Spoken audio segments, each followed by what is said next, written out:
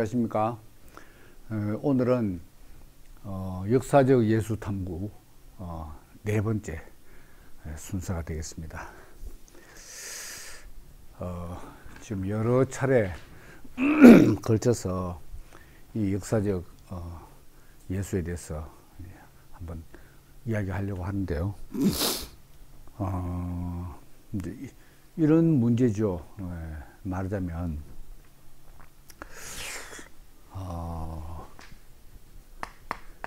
예수가 기독교를 시작했는가?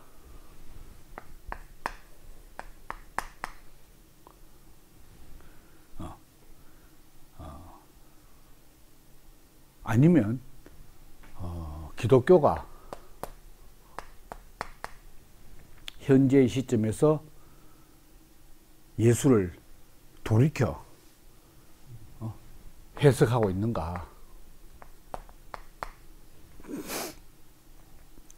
그러니까 기독교에 의해서 해석된 예수인가? 아니면 예수가 기독교를 만들었는가? 이런 문제가 근본적인 문제죠. 그러니까 우리가 처음에 이야기했듯이 이 예수는 말입니다. 역사적 예수. 기독교는 예수가 그리스도다 하니까 그리스도란 신앙. 그래서 신앙의 그리스도, 또 신앙으로 선포된 케리그마 그리스도와 2000년 전 갈릴리에서 예루살렘을 거닐었던 이 땅의 역사적 실존 인물 예수.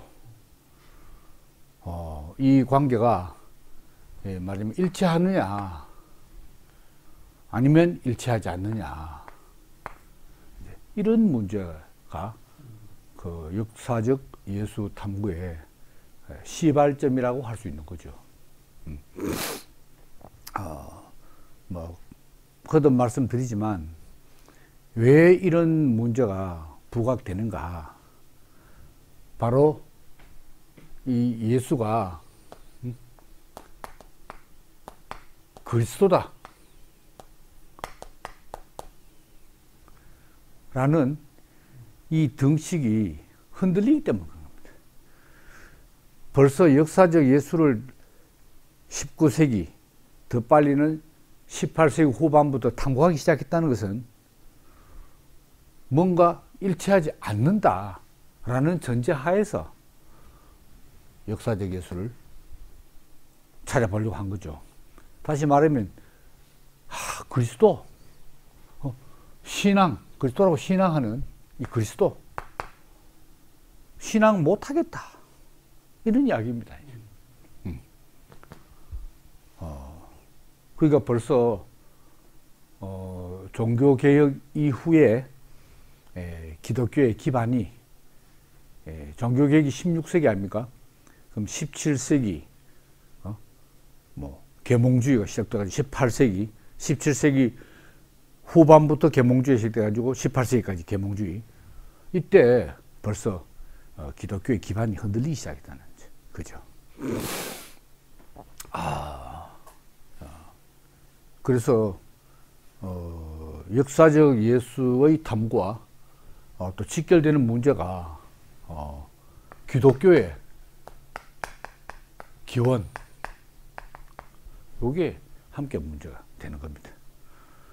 그러니까 예수가 그리스도라는 신앙의 기원, 그 기원이 역사적 예수까지 올라가느냐, 바로 예수 때문에, 역사적 예수 때문에 그 신앙이 발생했느냐, 아니면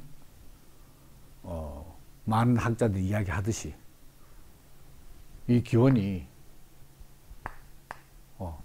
그 기원이 예수 때문이 아니라 바울 때문이냐, 이런 이야기죠. 그러니까 예수와 바울의 관계, 이게 지금 현재도 신학계에서 상당한 관심사고 논쟁의 초점이 되는 거죠.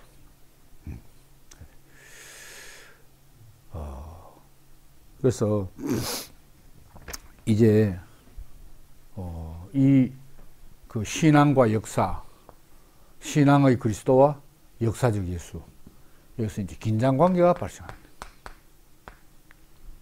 이제 긴장 관계가 발생하다가 나아가서 대립 관계까지 나갑니다.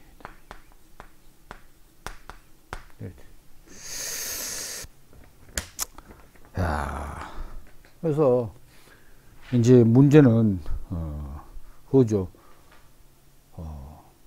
이게 이제 신앙과 역사의 긴장, 예수와 그리스도의 긴장.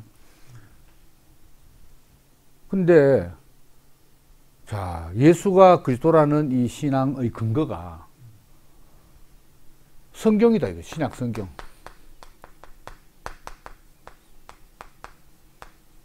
성경이다. 근데 이 신약 성경이 말하자면 하나님의 말씀이냐,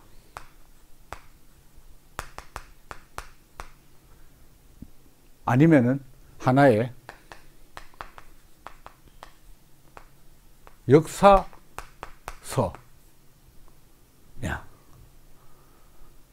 이런 문제죠, 이제. 그래서 19세기에 본격적으로 시작된 역사적 예수 탐구에 몰입하는 신학자들, 이 대부분의 그 독일 신학자들은 신약 성경을 하나님 말씀이라고 생각하는 것보다 하나의 역사서다.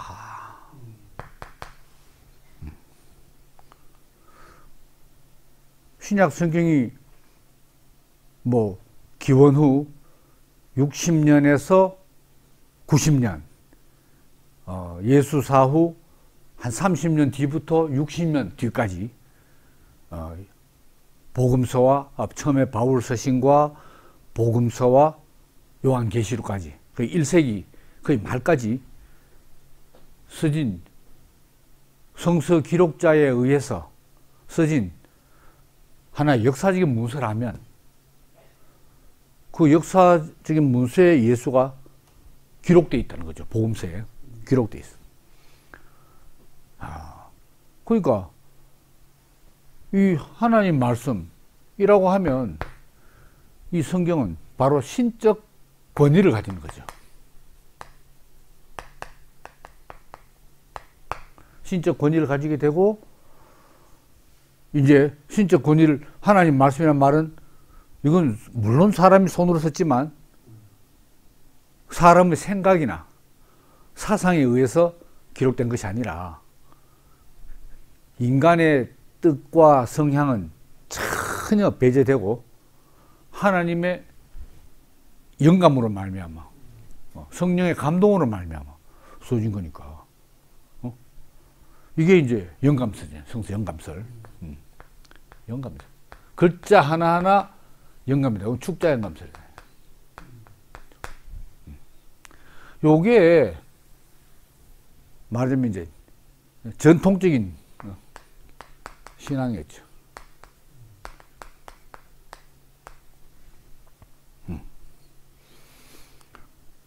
근데 하나의 역사서라면 뭐 그게 마가가 됐든 마태가 됐든 누가가 됐든 그 저자의 어떤 개인적인 특성, 개성도 물론이고 그 시대 역사적인 상황, 사회, 문화, 정치, 경제, 지리적인 이런 상황에 의해서 영향하에 기록된 거 아니냐 이거거든요.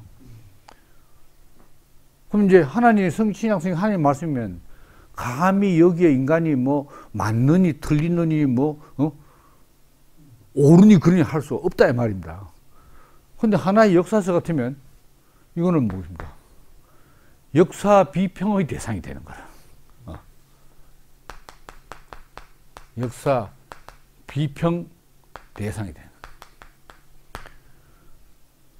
왜냐하면 그 오리로 기록할 수 있으니까. 그게 제대로 기록됐냐? 진위를 비평한다, 역사에. 그럼 그 역사서 안에 주인공이 예수니까 성경이 역사 비평이 대상이 된단 말은 예수 자신이 역사 비평 대상이 된 거예요. 역사 비평이 대상이 된다면 실제로 예수의 그 출생, 뭐 사역, 죽음, 부활, 재림이라는 전체 예수의 이 골격, 이게 그럼 재림은 아직 안 생겨났고 요 생생하게 기록되어 있다 이죠. 요건 이제 예언을 했는 거고. 그럼 이게 다시 말하면 실제 역사적 사건이었나? 역사서는 뭡니까? 역사적인 사건을 기록해 놓은 거 아닙니까? 그러니까 사건을 기록해놨는데 실제로 역사적 사건이었냐? 이걸 묻게 된다. 그러니까 고대, 중세, 근세 종교 개혁까지 16세기까지 쭉 이어져 내려오는 전통적인 신앙의 관점을 볼 때는 대단히 불경스럽고, 아니 하나님의 말씀을 비평하다니 이렇게 된다 이 말입니다. 그만큼 시대가 바뀌었다는 것이지.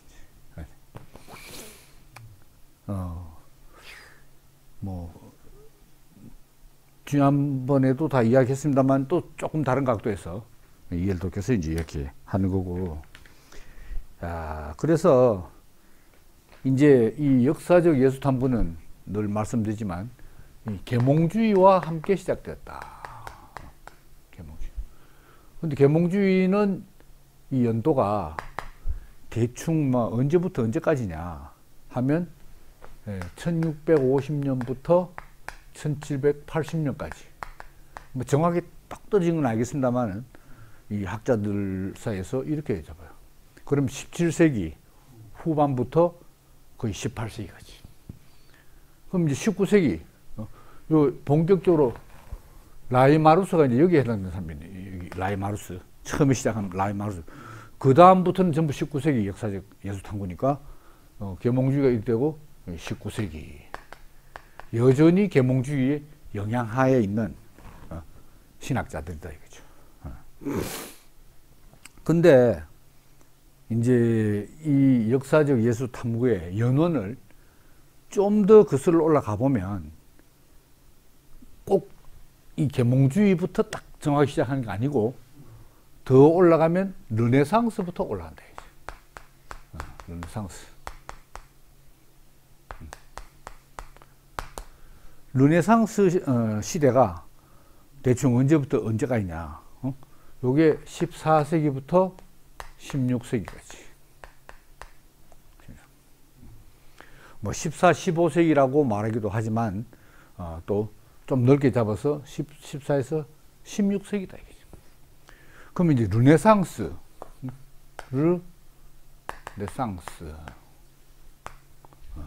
르네상스. 이게 뭐죠? 뜻이? 문예부. 요 글자 그대로 뜻은 다시 태어남. 다시 말하면 이제 부활이죠, 이게 이제 불어자는 흐네상스. 네상스는 요건 태어나다. 요건 다시 태어나다. 뭐가 다시 태어나느냐? 다시 직접적으로 말하면 그리스 로마 문화가 다시 태어나. 기독교가 기독교 신앙이 지배하던 시대에서 이제 그리스 로마의 그 인문주의, 그리스 로마의 휴머니즘이 올라왔어요. 그러니까 말하자면 이제 이전에는 이제 계시, 기적, 하나님의 계시와 자연의 이 질서에, 일관성 있는 질서에 하나님이 직접 그 질서를 깨뜨리면서 개입하는 것이 뭡니까? 기적이잖아요. 이 계시와 기적 이 위에 있었고 중세는 여기는 이성이 여기 밑에 있어요. 이성과 계시.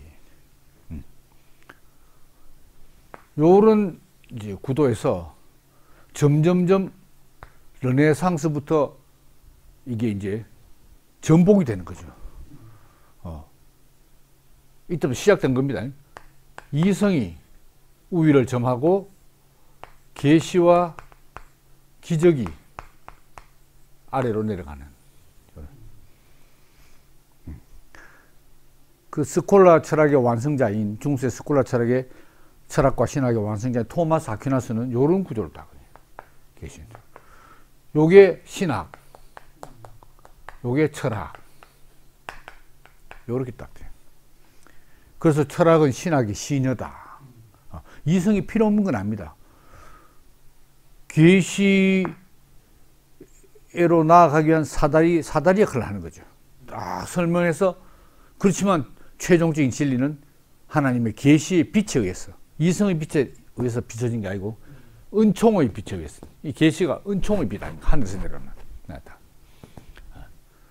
근데 이제 여기 그래서 17세기 가면은 이제 여기서 17세기 가면 영국의 홉스, 프랑스의 데카르트 이런 사람들이 나타나가지고 이제 이성이 철학에서 이제 뒤바뀌는 거죠. 이성이. 요게 이제 말하자면 이제 중세 말기 이제 15세기까지 중세 말기고 16세기에 루터가 1517년에 루터가 종교개혁을 하잖아요.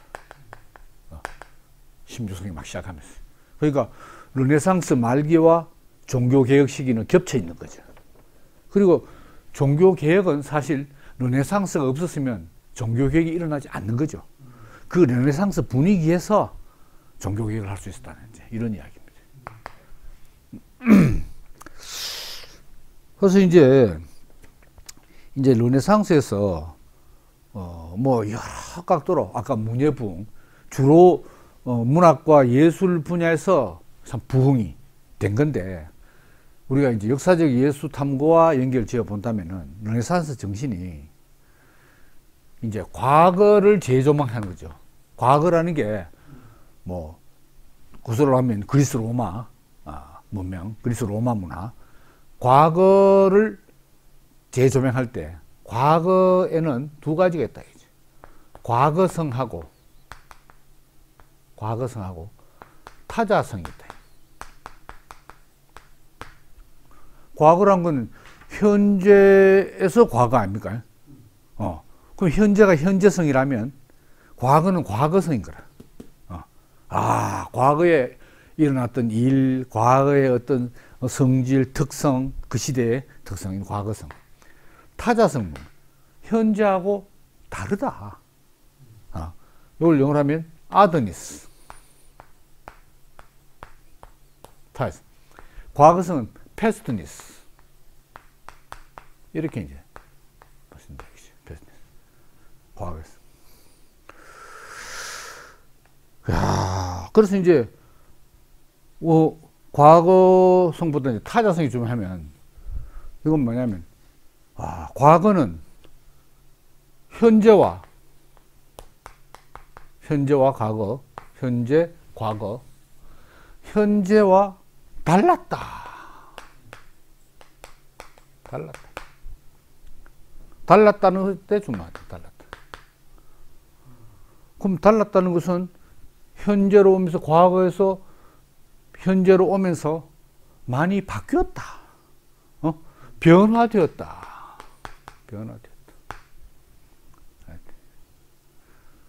변화되었는데 변화는 두 가지 종류. 한쪽으로 긍정적으로 생각하면 발전했다. 뭐 진보했다. 이렇게 볼 수도 있고 어떻게 잘못 변화하면 발전이 아니라 변질됐다. 변화가 변질됐다. 그 다음 퇴보했다. 요런 이제 해석이 나온다 이거죠. 그럼 이걸 종교개혁과 연결 지어 보면 자, 그 당시 가톨릭 교회 16세기 초에 아직은 개신교가 안 생겼으니까 이 가톨릭 교회가 저 사도들의 초대 교회, 교부들의 고대 교회 와, 많이 달랐네. 보니까 왜 과거에 관심을 가지고 과거를 막 르네상스 살려내니까 이건 문예 분야가 아니고 성경 분야에서 살려내니까 많이 달랐어. 달랐는데 보니까 발전하고 진보한 것이 아니라 많이 변질되고 퇴보하고 말하자면 부패했다. 이거 아닙니까? 이렇게 진단이 된 거야, 이게. 야, 그래서, 야, 그 초대교회, 그 원시적 단순함, 초대교회. 이게 16세기 초에 그때 그 당시 현재 교회 비교해 볼 때는 타자성이 원시적 단순함, 순수함. 그래서 초대교회의 단순성과 순수성으로 우리가 돌아가자. 으로 돌아가자. 이게 종교개혁의 이제 구호가 된 거지. 예. 그럼 이 많이 이렇게 다르게 변한 게 변질, 퇴보, 부패한 원인이 뭐냐? 로마 가톨릭 교회의 어떤 의식, 제도, 또 아니면 신학 이런데 문제가 많다. 이렇게 된 거죠. 근데 이제 과거로 돌아가면 과거를 부활시키면서 돌아갈 때, 야, 과거를 기준으로 해서 우리가 현재를 한번 점검해 보자. 현재 상태를 점검하는 기준으로 과거를 발굴해내는 거야. 그때가 더 좋았다고 생각하니까. 그래서 그러면 어찌 돼야 되냐? 고대 문헌들을 다시 연구해야 될 거 아닙니까? 연구해. 고대 문헌이 한번 보면 고대 문이라는 거는 바로 그리스어가 히라버가 이제 고대 문헌의 원어인 거야 이게. 그럼 이제 그럼 뭐 지금 여기는 이제 라틴어를 써요. 근데 이제 그리스 고대 문을 연구하려면 그리스어를 모르면 안 돼. 그래서 라틴어만 쭉 쓰다가 학자들이 그리스어를 본격적으로 공부하고 이제 하기 시작한 게 14세기부터랍니다. 이 르네상스 초기에. 왜 그러냐? 고대 문헌을 제대로 연구하려면은 원어로 연구해야 되는데, 원어. 그건 사실 그런 것 같아요. 뭐, 예를 들면, 그 영어 시를 우리나라 말로 번역한다든가, 우리나라의 시를, 뭐, 예를 들어 김소월의 시를 영어로 번역한다. 번역은 되긴 되겠죠. 뜻은 전달되지.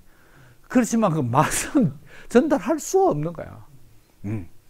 그리고 중국의 두보 이태백의 시를 한자가 아닌 우리말로 번역은 할 수 있죠. 뜻은 전달되지만 그 미묘한 맛과 감정을 어떻게 전달하겠어요? 그러니까 원어로 해요, 원어로.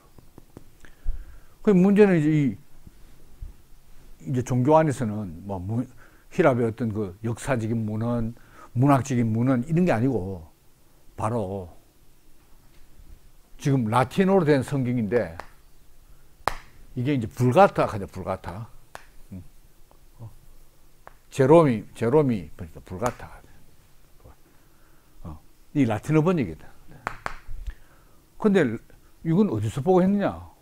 바로 그리스어 성경을 보고 했다 이거죠. 요게 이제 70인역 하는 거 아닙니까? 70인역. 구약 성경인데 70인역. 그리고 이제 신약은 당시에 이제 바로 그리스어로, 코인의 그리스어로 이제 써 있었잖아요. 그래서 1516년에 이 루터보다 앞선 종교 개혁가, 거의 같은 시대죠. 에라스무스, 이 체코의 그 활동한 사람인데, 에라스무스가 이 성경을 다시 그리스어로, 신약 성경 다시 그리스어 성경을 냈어요. 성경을 편찬했어.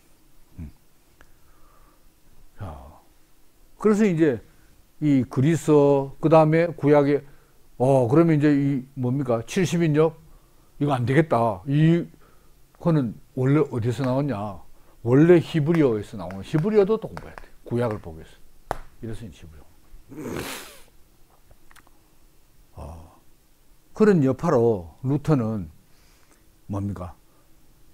그 최초로 이 그리스어 성경을 독일어로 번역했어.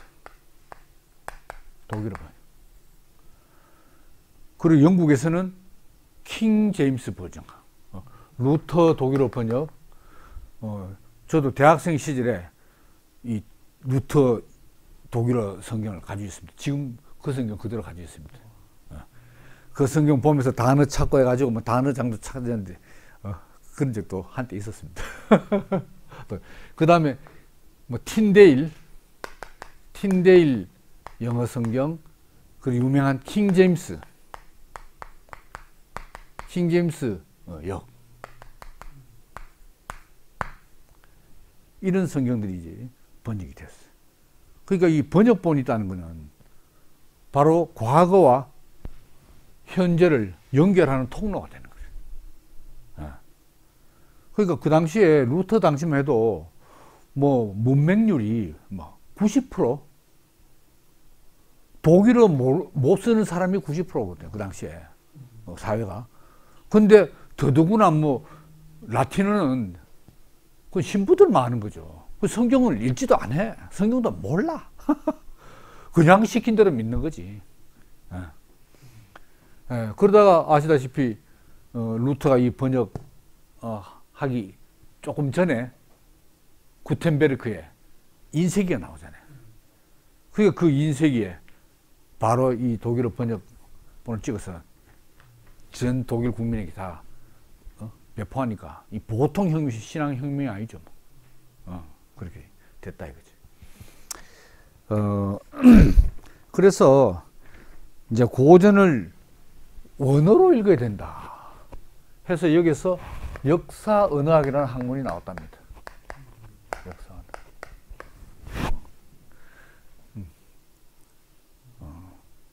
그러니까 고대 문헌은 바로 그 시대의 언어로 이해해야 된다. 뭐 이런 이야기죠. 그 다음에 역사 언어학과 함께 본문 비평이라는 이제 학문이 분과학습니다. 본문 비평.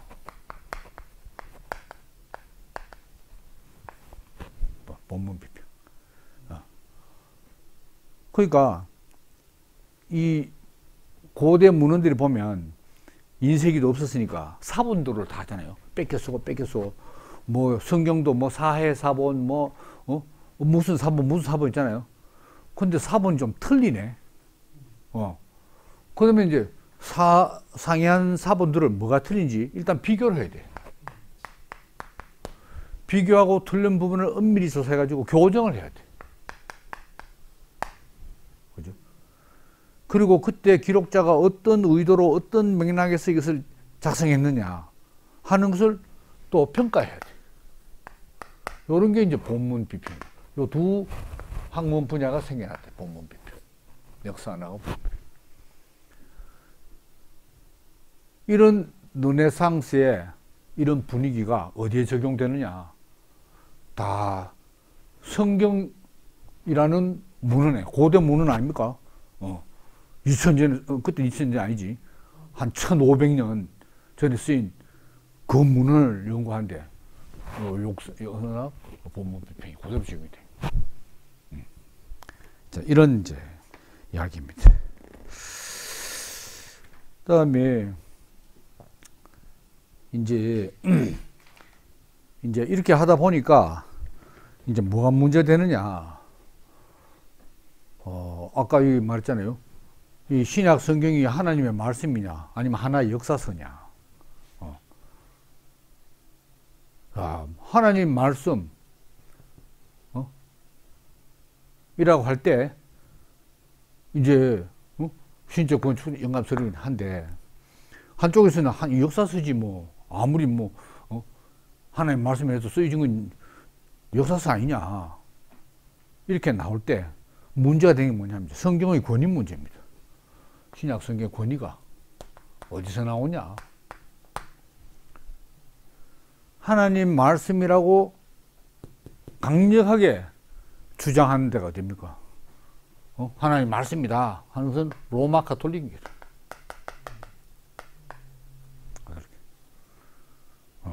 그러니까 성경의 권위는 바로 이 하나님 말씀의 해석 권위 아닙니까?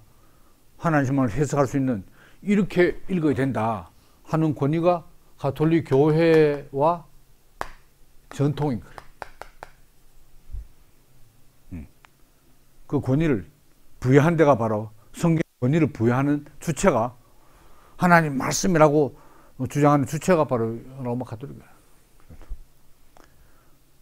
근데 이 종교 개혁자들은 그게 아니지.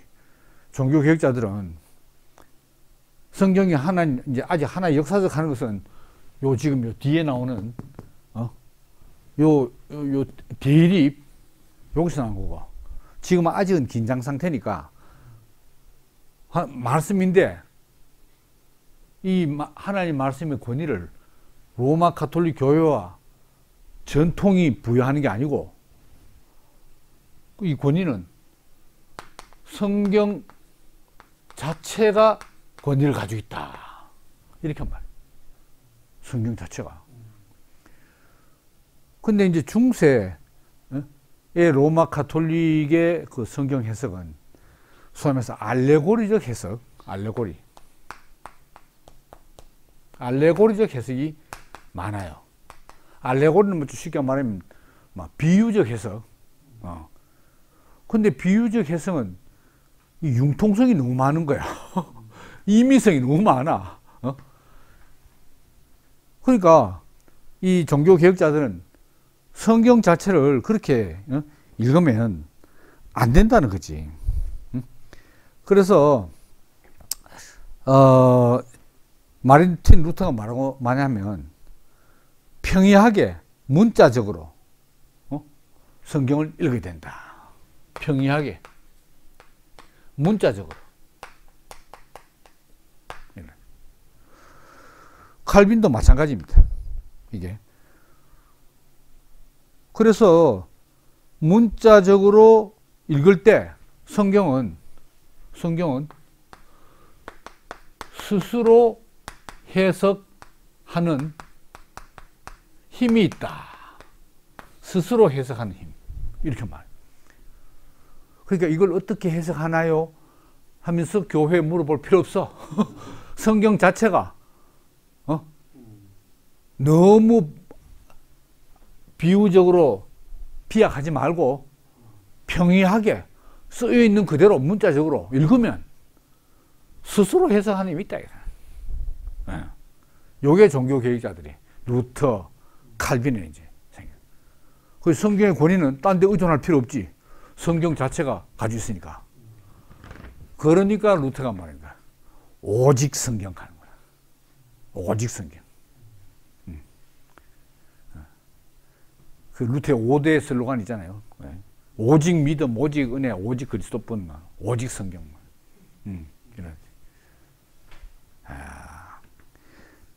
이런 이제 이야기입니다. 그래서 그러면은 이제 대충 이제 르네상스 시기부터 이제 거슬러 올라간다 이렇게 됐는데, 자, 그럼 이제 르네상스의 부활, 재생, 이게 뭡니까? 후마니타스, 휴머니즘의 부활과 재생이거든. 바로 그리스 로마 문화가 가지고 있는 그 휴머니즘의 부활 재생입니다.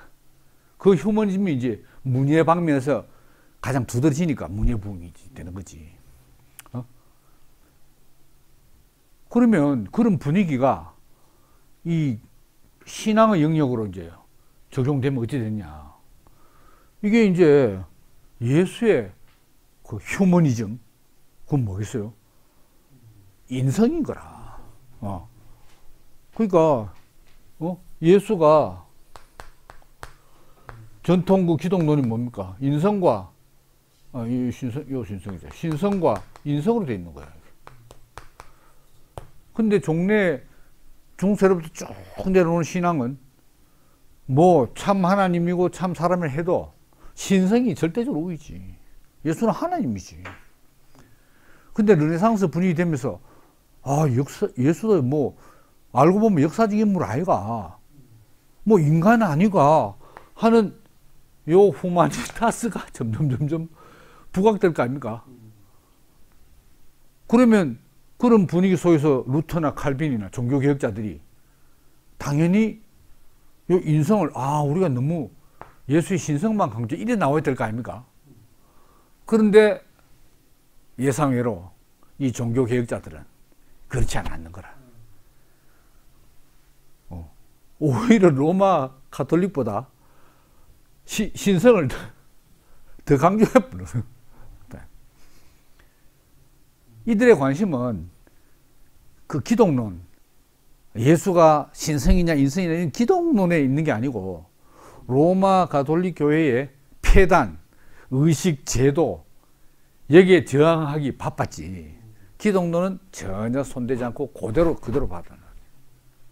그래서 오히려 예를 들어서 예수의 신성을 부인하는 당시에 소키누스 주의자들, 소키누스 주의자들. 이에 대해서 가차없이 이단으로 정죄하는 로마 가톨릭 지도자들보다 더 엄격하게 내리 찍어버리는 그런 모습을 보여왔어요. 이 종교개혁가들은 16세기만 하더라도. 근데 이제 17세기 중반부터 후반부터 18세기 계몽주의, 그대로 계몽주의 흐름이 19세기까지 흐르면서 이 19세기에 역사적 예술 탐구다. 이건 말하면 인간 예술을 찾아보자. 쉽게 말하면 그겁니다. 역사적 예술은 역사적으로 실존했는 인간 예술이야, 인간 예술. 일단 신성 떼고. 그래서 이제 아까 대입에 있잖아요. 대립, 대결. 대결은 이제 19세기부터 시작되네. 역사적 예술을 탐구하면서. 오늘도 좀 서론이 길었네요. 그래서 이제 뭐 전번에도 설명드렸지만 또다시 복습 겸 또 보충 겸 말씀을 드리자면 이제 여기서 중요한 게 이제 두 가지면 되면 과학적 비평.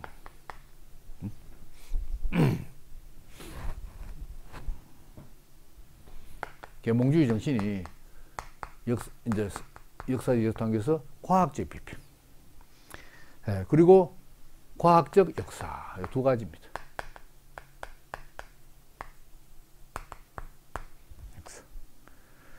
과학적 비평은 성경도 하나의 역사서를 있잖아요. 그 여기에 과학적 비평을 하는 거지. 그리고 과학적 역사라는 것은 역사도 쉽게 말하면 이제 자연과학과 같은 원리로 탐구할 수 있다. 자연과학적 역사. 이게 역사 실정주의, 역사주의 이렇게 이제 하는데 과학적 역사. 왜냐하면 과학의 정신이 뭐겠어요? 법칙이에요, 법칙. 필연성. 법칙은 보편적이잖아요. 법칙의 보편성과 필연성이네요. 법칙은 보편성이라면 어디에서나 다 적용되고, 필연성은 언제나 반드시 적용되고, 요 두 가지 아닙니까? 요게 이제, 요 법칙이 어디 됩니까? 자연에서 발견되잖아요, 자연. 근데, 여기 이제 자연과학 아닙니까? 근데, 자연에서만 이 보편적이고 필연적인 법칙이 있는 게 아니고, 인간 역사에도 다 발견이 있다. 그러니까, 자연은 그럼 뭐가 되겠어요? 자연과학이 되고, 역사에는 이걸 인간의 역사에 적용하면 역사과학이 되는 거지. 역사과학. 요런 정신으로 이제 역사적 예술을 탐구한다, 이 말입니다.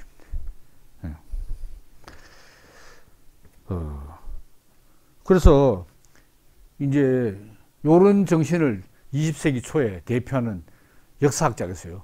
거기 랑케입니다. 랑케.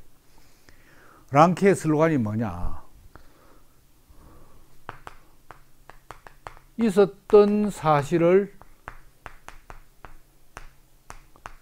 그대로 기술해야 한다.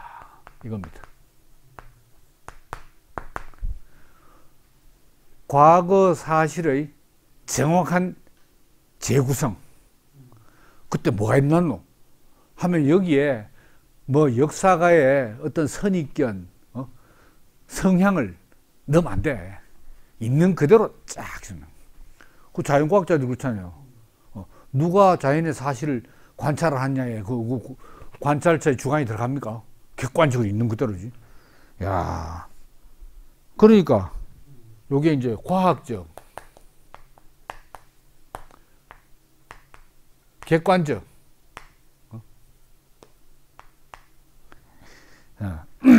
역사의 구 슬로건입니다. 있었던 사실을 그대로 기술해야 한다. 한 치 오차 없이. 그렇다면은 이제 문제는 이제 자 역사적 예술을 탐구하려면은 그 자료가 뭐냐? 사복음서야, 사복음서. 이 사복음서가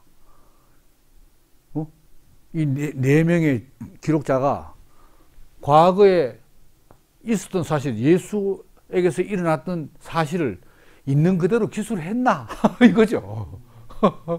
그게 했나 이거야. 그 자꾸 그런 정신으로 탐구하고 비평을 해보니까 아 이거 엉망이네. 뭐 심지어 이 개판이네 뭐 이런 거지. 이게 뭐야 이래요. 전번에 이야기했잖아요. 뭐 라이머 뭐 사기다. 제자들이 사기쳤거나 뭐 예수가 사기쳤거나 뭐 이거. 어쩌다가 하나님 말씀에 신적거니가 사기로 점철된 역사서가 되었을까요? 이런 지경이 되는 거예요.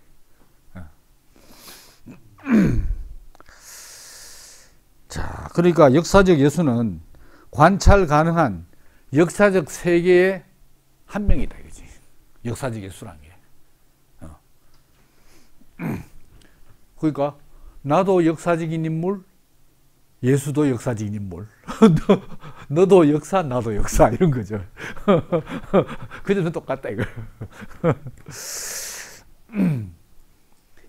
그래서 이 역사적 탐구를 추구하는 이 신학자들이 결국 큰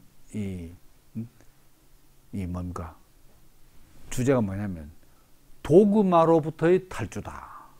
이렇게 평가하는 이제 신학자였어요. 제임스 던이라는 영국 신학자. 지금도 이제 현존하죠. 도그마로부터의 탈출.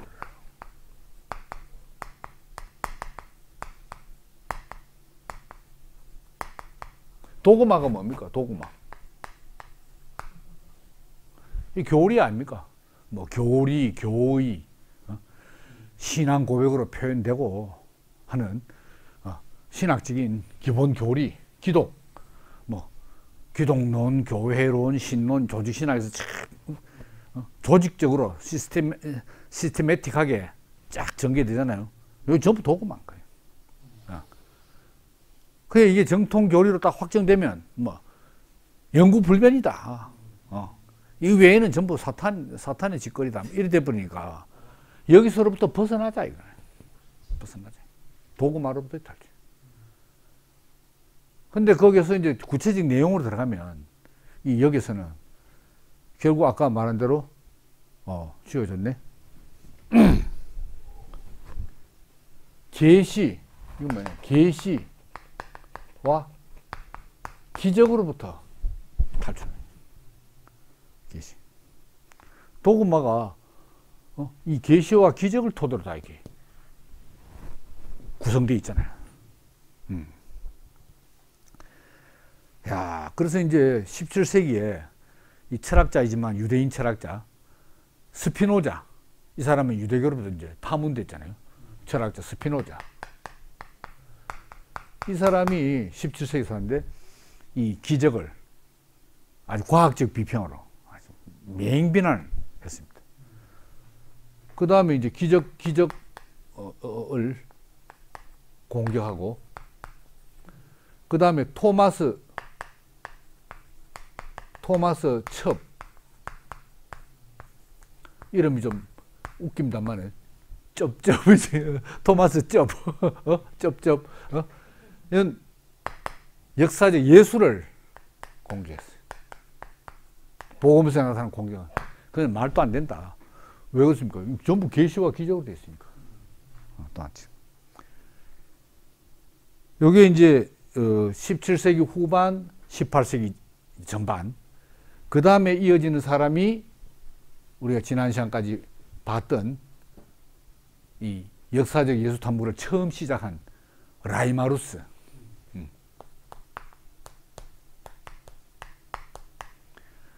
그 다음에 이어진 사람이 전번에 파울루스 봤죠. 근데 이제 파울루스 건너뛰고 아주 중요한 사람이 이제 사실 오늘 그걸 주로 하려고 했는데 시간이 거의 다 가버렸네요. 슈트라우스. 지난 시간에 조금 했습니다. 슈트라우스. 이 사람이 아주 대단히, 이 사람은 이제 시조로서, 역사 탐구 시조로서 유명하고, 이 사람은 그 예탐구 시기, 그 19세기 초반에 장식하는 이 예탐구 시대, 올드 퀘스트 시대에 아주 대표적인 인물이라고 할 수 있죠. 슈트라우스.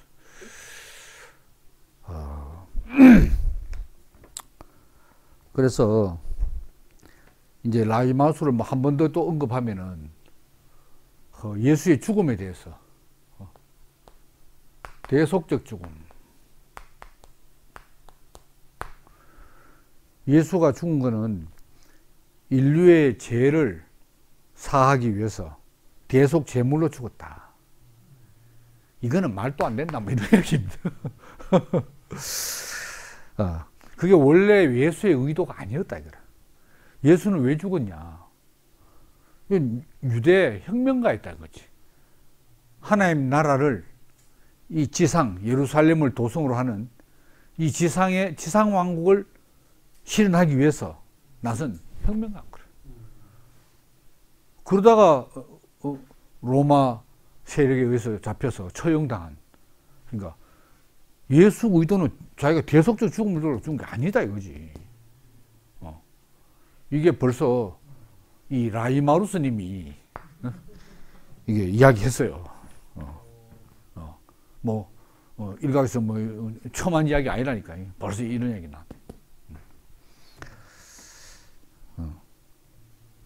그러니까 네가 하나님 아들 그리스도냐 했을 때 물론 그 해석이 다르지만 이 라이마루스의 이제 그리스도 하나님 아들 해석은 그러니까 지상 왕국을 건설하는 메시아인 거라죠.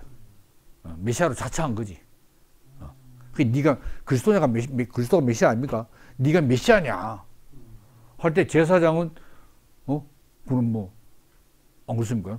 야, 이 하나님 나라를 세우려고 하는 메시아군 이렇게 생각하지. 이 제자들이 꾸며낸 거다. 이런 이야기입니다. 그래서 예수의 죽음은 이 희망의 실패다. 희망의 좌절이고 실패로 끝났다. 그 다음에 지금 죽고 부활했다. 예수의 부활. 이것도 제자들이 꾸며낸 거다. 그 이전에 죽었다는 것들이 많잖아요. 근데 예수는 다 끝난데, 끝나면 자기들은 어찌 됩니까? 그러니까 예수가 부활했다 하면서 그 이전에 영광스러운 예수와 연결시키려고 하는 거지. 이런 이제 이야기입니다. 그래서 이제 그 제자들이 꾸며낸 이 변조물들을 이제 잘라내기 위해서 라이마우스는 바로 과학적 비평을 이런 이야기. 근데 이제 또 라이마우스는 지난번에 좀 빠지는 파울루스나 슈트라우스나 기적에 대해서 다 이 반감을 가진 사람들이니까 라이마우스는 지난 시간에 뭐라고 했습니까? 그 제자들이 꾸며낸 거다고 그랬잖아요. 그래서 이제 예를 들면 이제 갈릴리 바다 폭풍을 예수가 꾸짖으니까 잠잠해야 됐다 이거라. 바람과 바다를 잠잠했다. 그 왜냐 사실은 기적이 아니고 그 갈릴리 호수에서 뭐 돌출 지형이 있다 이거지. 여기서 배가 요 있을 때 바람이 많이 부니까 막 풍랑하다가 싹 돌아가니까 이제 배가 조용히 됐다. 뭐 이런 이제 이야기. 그 다음에 파울루스도 말했습니다만은 예수가 물 위로 걸었다는 것은 물 위로 걸은 게 아니고 그때 파울루스가 모르겠습니까?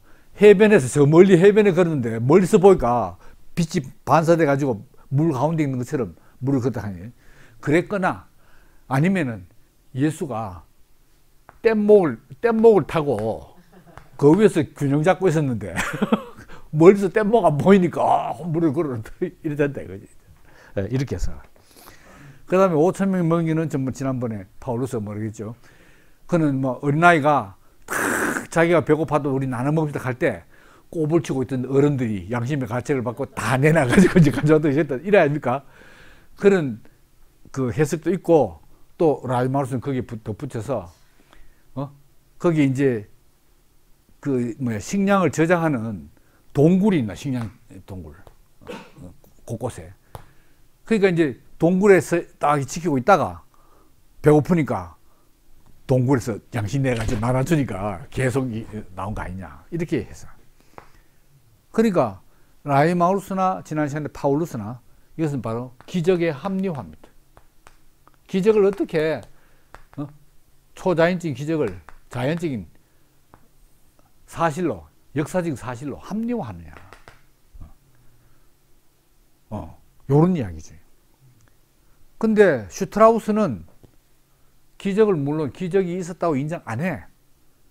근데 슈트라우스는 이 라이마우스나 지난 시간에 파울루스의 이 기적을 조목조목 전부 이 합리화하려는 이 합리화하는 것은 기적의 합리화는 기적이 있다는 그걸 옹호한다는 게 아니고 자연현상으로 기적이 아니고 이 자연현상인데 잘못 보고 기적이라고 이제 오인한 거다 그거죠. 자연현상 자연현상. 이라고 하는데 슈트라우스는 그러면 안 된다는 거지. 그러면 안 된다. 왜냐하면 슈트라우스는 기적을 모조리 제거함으로써 기적을 전부 제거함으로써 기적의 역사성을 보존하려고 한대. 역사성을. 그 말은 뭡니까? 해변에 물 위로 그런 게 아니고 그는 해변에 그런 거다 하면 해변에 사실은 역사적으로 해변을 그런 거다. 그 역사성을 보존하려고 하잖아요. 기적 기록은 잘못된 기록이고 그 기적으로 잘못된 기록의 그 사건은 사실은 자연현상의 사건이다. 역사성을 오히려 보존하려고 한다. 그게 잘못됐다. 슈트라우스는. 야, 그래서 본문 배후에 역사를 너무 구하려고 하다가 본문은 뭡니까? 기적으로 기록된 그 배후에 그러니까 이거는 표면에 나타나는 기적 기록은 잘못됐고 배후에는 사실은 그 기적이 아닌 자연현상이다. 배후의 역사를 너무 보호하고 보존하려고 구하려고 하다가 그 기적 사건을 적은 저자의 의도를 오히려 파괴해버린다. 파괴. 다시 말하면 슈트라우스는 그 잘못 적은 게 아니고 그렇게 적은 이유가 있다. 그렇게 말하네. 그럼 잘못 적은 게 아니고 그 적은 이유는 뭔가? 그게 바로 신화적인 표현이다. 신화. 신화는 뭐냐? 이게 어떤 관념을 가지고 있는데, 관념의 표현이다. 그러면 이제 예수 신화는 뭡니까? 예수에 대해서 그 제자들이 예수에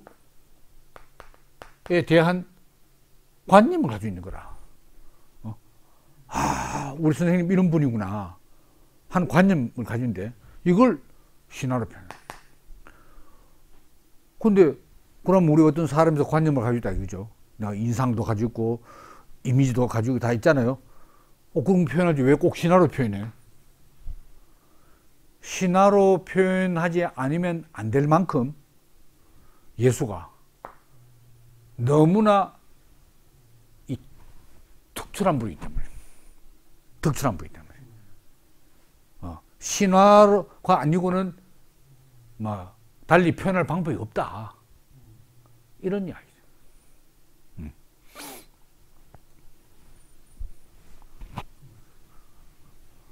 그죠?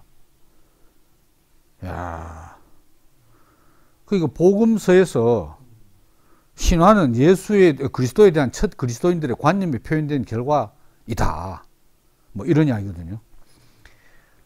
그러면 이제 이들의 예수 관념은 달리 쉽게 말하면 뭐냐? 바로 예수가 메시아다. 메시아라는 관념을 가지고 있는 거예요. 그 메시아가 보통 인간하고 똑같으면 안 되잖아요. 그러니까 예수가 하는 말, 예수가 하는 행위들을 메시아라는 관념으로 표현하려니까 신화로 표현할 수밖에 없다. 이 말은 상당히 제 개인적으로 봐도 일리가 있는 것 같아요. 이걸 전부 자연현상으로 가지고 그건 전부 그러면 말한 대로 라이마루스는 제자들이 사기친 거고 파울루스는 예수가 사기친 거 이렇게 안 되거든. 그러면 그 기적이하고 이렇다고 실제로 해명했다 합시다. 그럼 뭐가 남습니까? 아무것도 안 남잖아요. 그러면 예수가 메시아란 건 없어. 근데 이 제자들에게서는 이분은 우리의 구원자다 하는 관념이 딱 있으니까 니처식으로 말하면 초인이지. 초인. 범인이 아니고 예수는 초인 아닙니까? 그러니까 땅만 걸어가면 안 되지. 물 위로도 걸어가고 이래야 되는 거지. 이제. 그런 것 같아요. 야, 근데 이제 문제는 지난 시간에 한 번 언급했었지만 슈트라우스가 누구의 영향을 많이 받았냐? 헤겔의 영향을 많이 받았어요.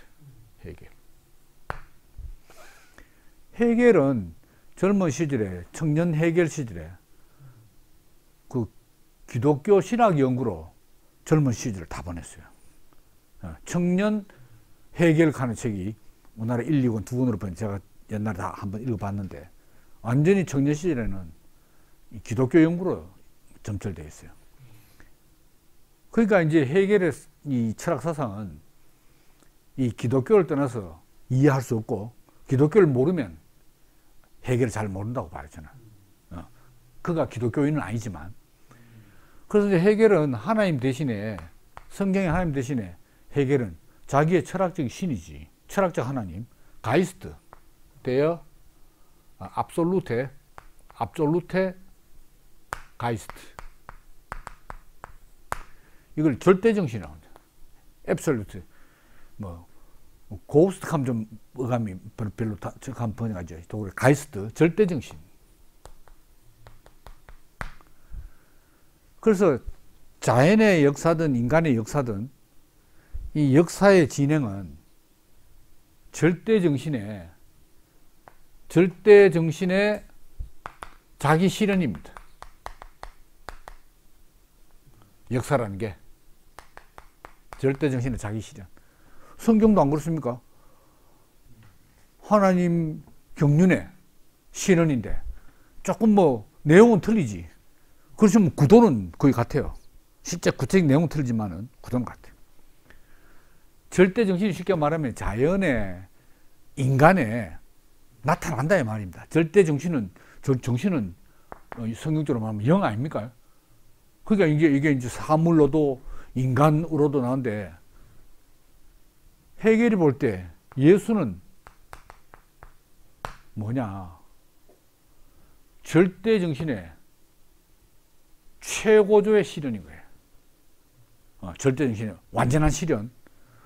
그게 예수에게서 나타난 거라. 그게 뭐냐면 곧 멘슐리히카이트.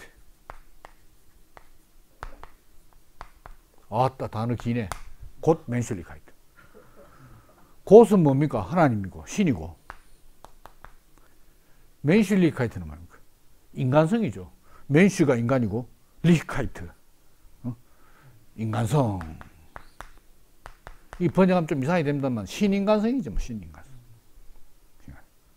근데 우리가 이제 정통 교리, 정통 신앙에서는 예수는 하나님이 인간이 된 거야. 하나님 인간이. 근데 해겔은 그게 아니야. 인간이 하나님 된 거야. 예수라는 한 인간이, 역사적 인간이라, 한 인간이 하나님과 같은 정신을 갖게 된 거예요. 이게 지난 시간에 잠깐 언급했습니다만 낭만주의 정신의 철학적 표현이죠. 낭만주의. 독일 낭만주의가 뭐냐? 로맨티시즘. 독일 낭만주의가 어떻게 그 유한성에서 무한성을 실현하느냐. 그게 가능하다고 보는 거지. 이게 이제 예수에게서 실현된 거예요. 아, 인간인데 하나님 같이 됐다. 그게 뭡니까? 아래로부터의 기독론이지, 맞으면. 인간에서 이제 하나님 된 기독론. 하면 위로부터 결론은 이제 하나님에서 인간이 되다. 그러니까 이제 성육신이 바로 그런 의미라. 성육신. 예수가 성육신인 거야, 성육신. 곧 멘슐리히카이트. 인간인데, 근데 신성이 인간에서. 그래서 예수만 그런 게 아니고 이 유한한 인간이 그 인간에서 무한성을 나타내는, 실현하는 최초의 모범이야. 그러니까 모든 인간은 예수를 모델로 해서 이렇게 될 수 있다. 이렇게 보는 게 해결의 것이야. 좀 비슷해. 비슷해. 딱 가슴 나지만 아주 말은 비슷해요. 성육신이 예수에게 혼자 딱 고정되는 게 아니겠죠. 국한되는 게 아닙니다. 이런 해겔 철학의 영향을 받은 슈트라우스거든. 그러니까 이제 그런 관점에서 예수를 이제 역사적 예수를 탐구하는 겁니다. 그러니까 말하자면 라이마루스나 파울루스 눈으로 보면은 기적 다 빼쁘고 기적 하나도 없고 그럼 남는 게 뭐 있습니까? 그럼 이제 19세기 역사적 탐구 신학자들의 공통적인 전반적인 예수상이 뭡니까? 바로 도덕 교사로서의 예수만 남는 거라. 그분 참 대단히 훌륭한 분이다. 뭐 이거밖에 안 남아요. 기적 빼쁘니까. 그렇지.